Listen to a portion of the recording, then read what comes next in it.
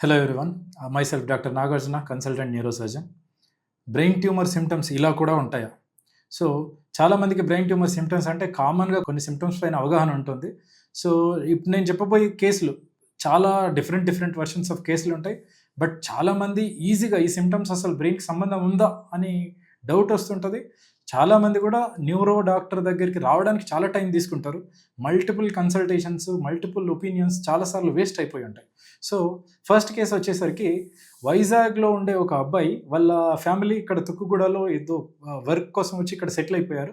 So, అబ్బాయిది ముందు ఏం తింటున్నా కూడా కొంత దగ్గర అవ్వడం జరిగింది. సో, దగ్గు కోసమని routine over the counter medication బయటికెళ్ళి తీసుకోవడం, ఆర్ఎంపీ దగ్గర చూపించుకోవడం అనేది ఒక 2-3 మంత్స్ చేశాడు. తర్వాత కొన్ని రోజుల తర్వాత ఈఎన్టీ డాక్టర్ దగ్గరికెళ్ళాడు. ఈఎన్టీ చెకప్ చేపించుకున్నాడు. వాళ్ళు చెప్పారు అక్కడ పారాలిసిస్ ఉంది కొంత అని. కొంత నెగ్లెక్ట్ చేశారు. మళ్ళీ దగ్గే కదా అని. తర్వాత ఈవెంచువల్‌గా చూస్తా ఉంటే దగ్గుతో పాటు నీళ్లు తీసుకున్నప్పుడు ముక్కులోంచి బయటకు రావడం, దగ్గు విపరీతంగా ఎక్కువ పడిపోవడం.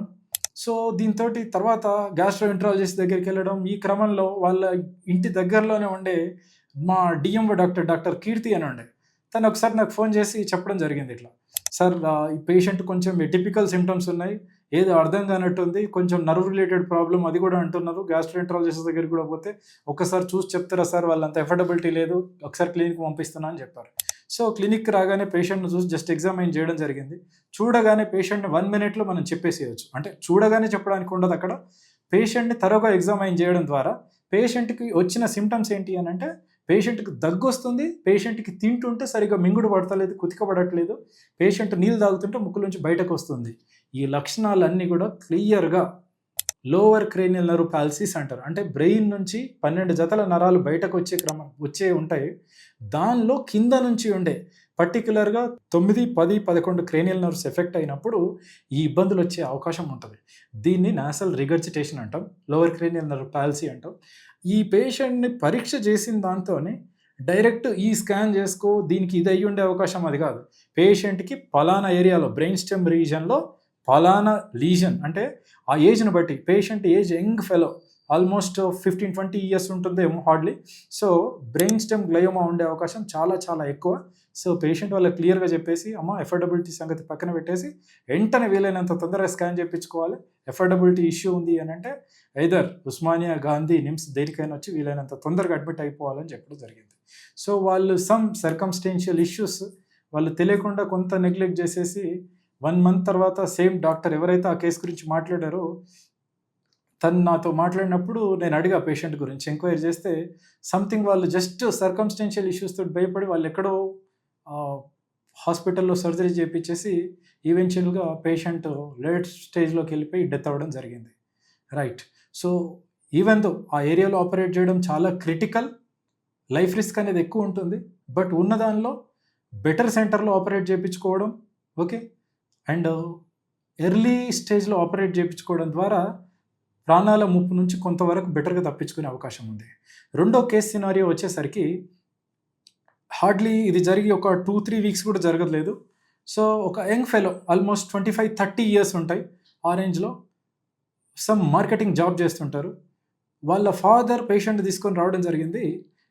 చెప్పిన కంప్లెయింట్ ఏంటి అంటే, సార్ మావోడు తలకు దెబ్బ తగిలింది. ఇదే ఫస్ట్ టైం కాదు. వాళ్ళు యాక్చువల్‌గా వచ్చిన పర్పస్ ఏంటి అని అంటే తలకు దెబ్బ తగిలింది, స్కాన్ తీసుకొని వచ్చారు. అంటే తలకు దెబ్బ తగిలి బ్రెయిన్‌లో ఏమైనా బ్లీడింగ్ అయిందా, దానికి ఏమన్నా సర్జరీ ఏమైనా పడుతుందా, పేషెంట్ ఆల్రెడీ స్టేబుల్‌గానే ఉన్నాడు కాబట్టి మందులు తీసుకొని ఇంటికి పోదామా అన్న ఉద్దేశం ఉండే. బ్యాక్‌గ్రౌండ్‌లో జస్ట్ ఎంక్వైరీ చేసినప్పుడు వాళ్ళు కూడా కొంత intelligent enough they are. So, మనం అడగగానే కొంత క్యాచ్ చేసేసి బ్యాక్‌గ్రౌండ్‌లో ఇన్ఫర్మేషన్ కూడా చెప్పడం జరిగింది. సో, ఇప్పుడు కాదు యాక్సిడెంట్, ఇట్లాంటి యాక్సిడెంట్ మావోనికి ఏందో సార్ దురదృష్టం మొత్తం వెంటాడుతున్నట్టుంది. ఎవరో ఏదో చేతబడి చేసినట్టున్నారు. అట్లా ఆ వర్షన్‌లో వెళ్ళిపోయినారు వాళ్ళు. అంటే ఎవరో మావోడికి ఏదో చేసినట్టున్నారు. ఈ నెల 2 నెలల గ్యాప్‌లోనే మల్టిపుల్ యాక్సిడెంట్స్ అయినాయి సార్. ఈ మధ్యనే ఇది మూడో యాక్సిడెంట్ అని చెప్పడం జరిగింది. వెంటనే పేషెంట్‌ని కొంచెం ఒక్క 2-3 మినిట్స్ మొత్తం తరోగా ఎగ్జామైన్ చేసేసి పేషెంట్‌కి ఇన్నిసార్లు యాక్సిడెంట్ అవుతుంది అని అంటే అది పేషెంట్ ఫాల్ట్ కాదు, సంథింగ్ ఈజ్ మిస్సింగ్ అని చెప్పేసి పేషెంట్ విజువల్ ఎగ్జామినేషన్ చేయడం జరిగింది. అంటే ఫీల్డ్ ఎగ్జామినేషన్ అంటారు. అంటే కన్ఫ్రంటేషన్ మెథడ్‌లో పేషెంట్‌కి మనం ఆపోజిట్‌లో కూర్చొని జస్ట్ ఒక కన్ను మూసుకొని ఒక కన్నుతోటి రైట్ సైడ్, లెఫ్ట్ సైడ్, పైనకి, కిందకి బాగా కనిపిస్తుందా, తల మూవ్ అవ్వకుండా, కన్ను కూడా మూవ్ అవ్వకుండా టెస్ట్ చేస్తే పేషెంట్‌కి ఎక్కడ సైడ్ అంటే ఏ ఫీల్డ్‌లో విజన్ సరిగ్గా లేదు అనేది ఈజీగా చూసుకోవచ్చు. చూసుకుంటే పేషెంట్‌కి 2 సైడ్‌లో కూడా విజన్ అనేది కంప్లీట్‌గా లాస్ అయిపోవడం జరిగింది. దీన్నే మెడికల్ టర్మ్స్‌లో బైటెంపోరల్ హెమియానోపియా అంటారు. ఈ లీజన్ ఉంది అనంటే ఏ న్యూరో డాక్టర్ అయినా ఇట్లా టక్కున చిటికలో చెప్పేయగలుగుతారు. లీజన్ ఎక్కడుంది అని. బ్రెయిన్ అడుగు భాగంలో పిట్యూటరీ సెల్లా అనే రీజన్ ఉంటుంది. దానిలో పిట్యూటరీ అనే గ్లాండ్ ఉంటుంది. ఆ గ్లాండ్ దగ్గర ట్యూమర్ వచ్చినప్పుడు 100లో 90% మందికి ఇదే ప్రాబ్లమ్ ఉంటుంది. సో టిపికల్‌గా స్ట్రెయిట్ అవే ఎంఆర్ఐ అడ్వైజ్ చేశాను.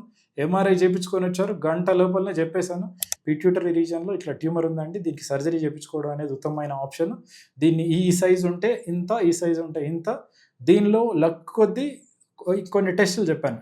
ప్రొలాక్టిన్ అనేది ఓన్లీ ప్రొలాక్టినోమా అది తక్కువ సైజులో ఉన్నప్పుడు మాత్రం డెఫినెట్‌గా మందులతోటి కూడా క్యూర్ అయ్యే అవకాశం ఉంటుంది అని చెప్పాను. సో పేషెంట్ వాళ్ళు ఇంకా ఫాలో అప్‌లో ఉన్నారు.